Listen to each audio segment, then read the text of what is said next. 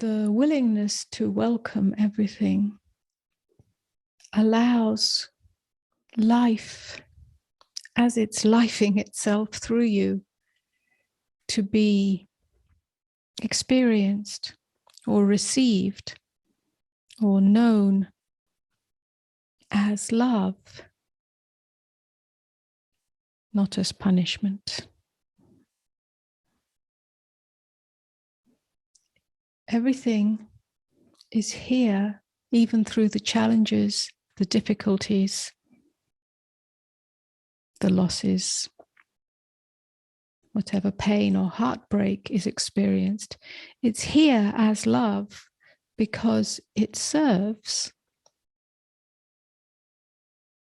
to accelerate your personal evolution out of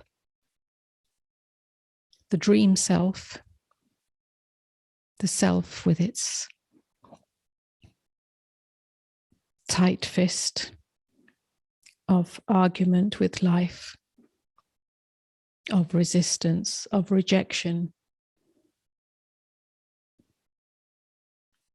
of victim of life. Everything serves as a catalyst for the awakening out of that dream self. That happens every time that tight self relaxes.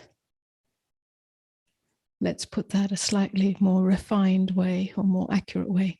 Every time there is a relaxation in the midst of that tight self. Yeah, that's slightly different. Yeah, it's not a self that is doing the tightening or the relaxing. There's a relaxation from a deeper place than the surface self that happens in the midst of tightness. Yeah.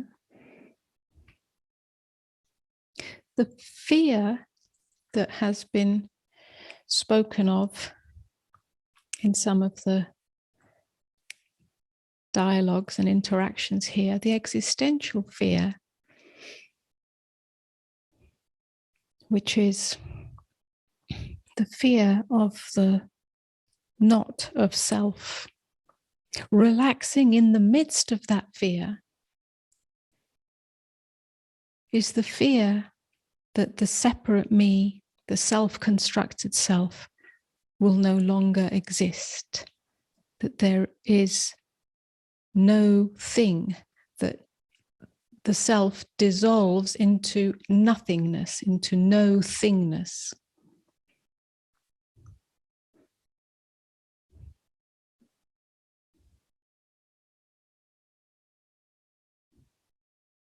And that is interpreted as the end of me. I no longer will exist. And that is terrifying to the me. It is true. It will dissolve into no thingness because there is no thing such as me other than in the imagination. It's a psychological construct which serves us in navigating the functional world. There is a me here, a you there, and knowing that I won't bump into you crossing the road or crossing to the other side of the room, and so on and so on. Yeah, so the sense of separation is a functional tool, but it's not the truth of reality.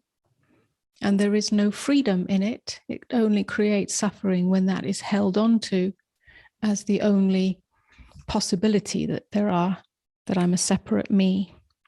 When that psychological knot of self dissolves, it's as if you die into no thingness, you die into emptiness.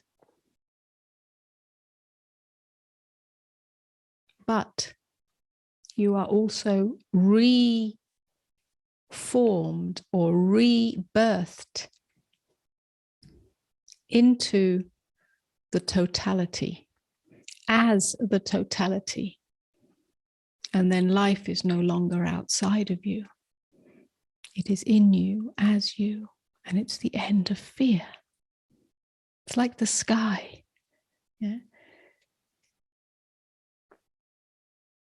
The sky, yeah, is inseparable from everything that appears in existence. Yeah, the sky is not a strip of blue up there somewhere, whilst everything else is taking place underneath it or outside of it.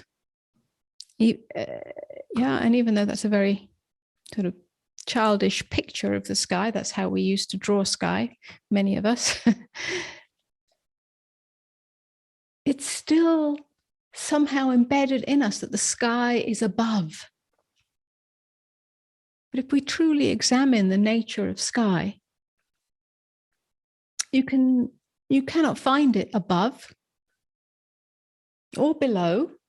Is it on the other side of the earth? You cannot find it outside of everything that exists. It's not separate. Everything that appears, the fullness of form and the emptiness of sky, because it's empty of content, it's empty of form, somehow, paradoxically, they're one and the same. They're inseparable. And so are we. So are we as true nature. The empty awareness, the open awareness that is always here.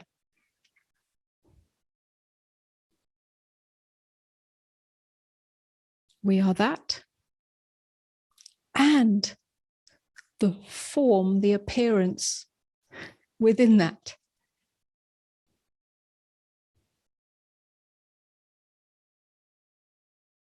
So the death that is the death of self that is so terrorizing is also a rebirth, yeah? A rebirth that brings us into the fullness of life. Welcoming everything is the portal to that.